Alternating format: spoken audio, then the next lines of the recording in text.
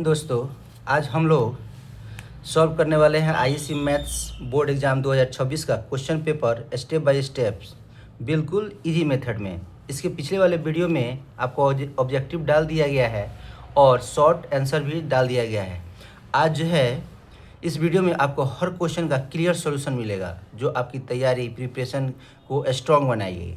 तो आज आप देख सकते हैं कि यहाँ पर इंटरमीडिएट का 2026 जो है इस साल का है, वार्षिक परीक्षा है और आपको 2 नंबर का क्वेश्चन डाल दिया गया है। आज हम लोग डालेंगे लॉन्ग आंसर टाइप क्वेश्चन, जो 31 से 38 दीर्घ उत्तरीय प्रश्न है। इनमें से किन्हीं 4 प्रश्नों का उत्तर देना है। प्रत्येक के लिए 5 अंक निर्धारित है, यानी 8 क्वेश्चन दिया हुआ है और हम लोग को कितना क्वेश्चन बनाना है, 4 ही प्रश्नों को बनाना है और एक जो क्वेश्चन है आपको 5 मार्क्स का है। चलिए फर्स्ट नंबर क्वेश्चन को देखते हैं। 31 नंबर पर आप prove that X Y Z X square Y square Z square Y Z Z X X के बराबर में इतना सिद्ध करना है। चलिए देखते हैं, यानी LHS लेते हैं, जो दिया हुआ उसको लिख देते हैं। अब हम क्या करते हैं, कॉलम 1 में से कॉलम 2 को घटाते हैं, यानी इसमें से इसको घटा रहे हैं, इसमें से इसको, फिर C2 को भी घटा रहे हैं। इस तरह यह प्रोसेस जा रहा है। फिर यहाँ देख रहे हैं तो ये फार्मूला यहाँ हो जा रहा है। इसमें से किसी रो या एक कॉलम में से निकाल लेते हैं तो यहाँ निकल जा रहा है। यह प्रोसेस इसी तरह जा रहा है। फिर हम लोग क्या करते हैं, कॉलम 1 में से कॉलम 2 को घटा लेते हैं और इस तरह प्रोसेस पूरा जा रहा है। अंत में यहाँ 0 1 Z आ गया।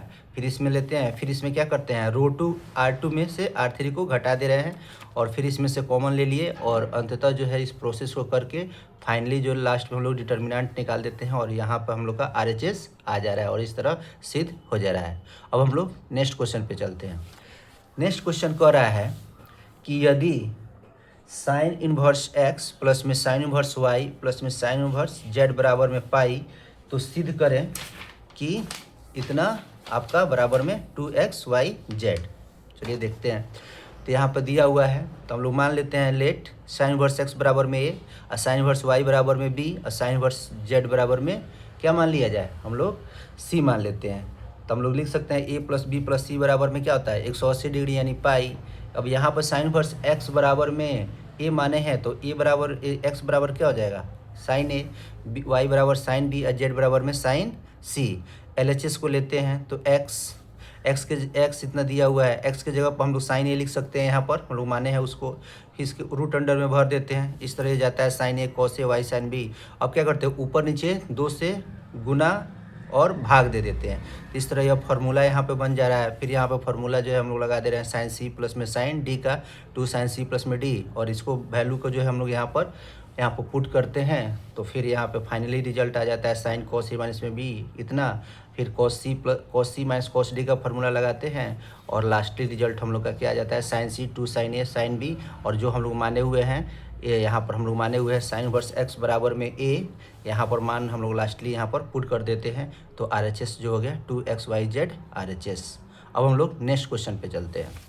सारे क्वेश्चन का यहाँ पर सोल्यूशन करा दिया गया है। 2 नंबर वाला भी क्वेश्चन जो है आपको इसके पिछले वाले वीडियो में डाल दिया गया है, इसलिए आप लोग जो है अच्छे से देख लीजिएगा। 33 नंबर क्वेश्चन कर रहा है एक्स स्क्वायर माइनस में वाई स्क्वायर dy/dx बराबर में 2xy, इसको सॉल्व करना है। चलिए देखते हैं। तो यहाँ पर लिखते हैं dy/dx, यहाँ पर मल्टीप्लाई है तो यहाँ पर डिवाइड हो जाएगा। तो इस क्वेश्चन जो है यहाँ पर मान लेते हैं y बराबर में vx और इसका डिफ्रेंशिएट करेंगे तो इतना आ गया। इसी का मान जो है हम लोग यहाँ पे पुट कर देते हैं, यानी यहाँ पर आ गया। फिर जो है इसको हम लोग सॉल्व करते हैं तो यहाँ पे जा रहा है, यहाँ तक आ गया। फिर हम इसको इधर लिखते हैं और इसको उधर ले जाते हैं।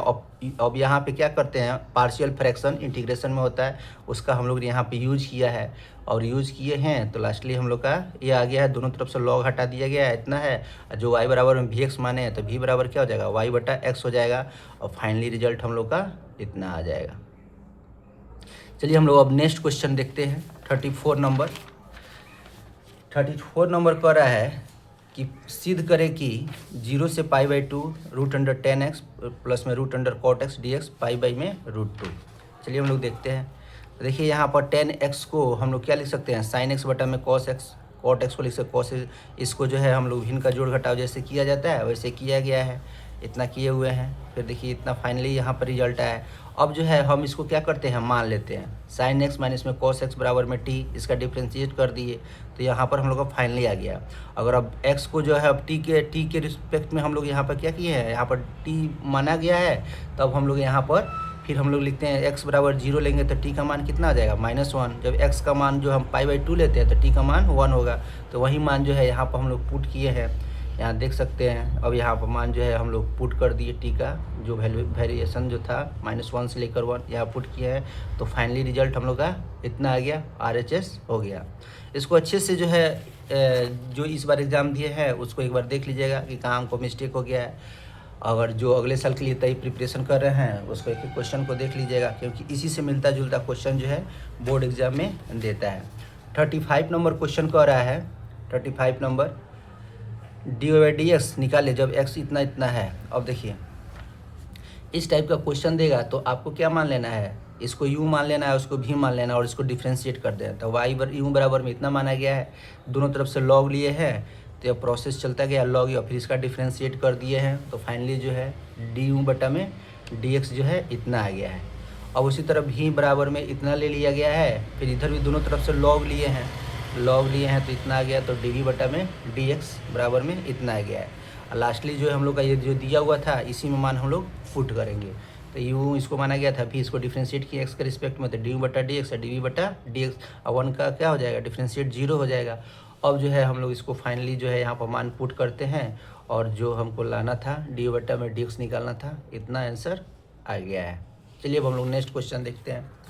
36 नंबर क्वेश्चन कह रहा है, सिद्ध करें कि mod a cross b square बराबर में मॉड a डॉट b का स्क्वायर बराबर में a स्क्वायर b स्क्वायर। देखिए 36 नंबर क्वेश्चन में यानी हमको क्या करना है, LHS लेके चलते हैं। हम लोग जानते हैं a क्रॉस b बराबर क्या होता है, ab साइन थीटा। दोनों तरफ हम स्क्वायर कर रहे हैं तो दोनों तरफ, और फिर करते हैं a डॉट b का क्या लिख सकते हैं, ab कॉस थीटा।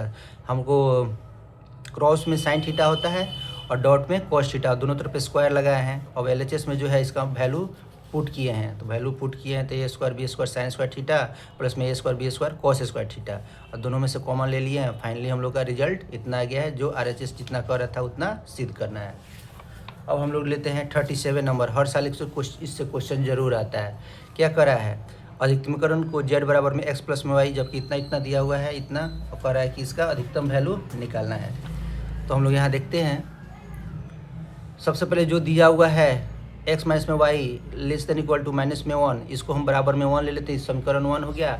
एक बार x का मान 0 लेते हैं तो y का वैल्यू निकलता है, एक बार y का मान लेते हैं तो x का मान निकलता है, एक बार दोनों का दोनों वैल्यू 0 ले लेते हैं। अब देखते हैं कि ये फॉल्स है किस समय, तो -1 से 0 क्या होता है, छोटा होता है कि बड़ा होता है, बड़ा होता है, तो यानी क्या हो गया, यह फॉल्स हो गया है।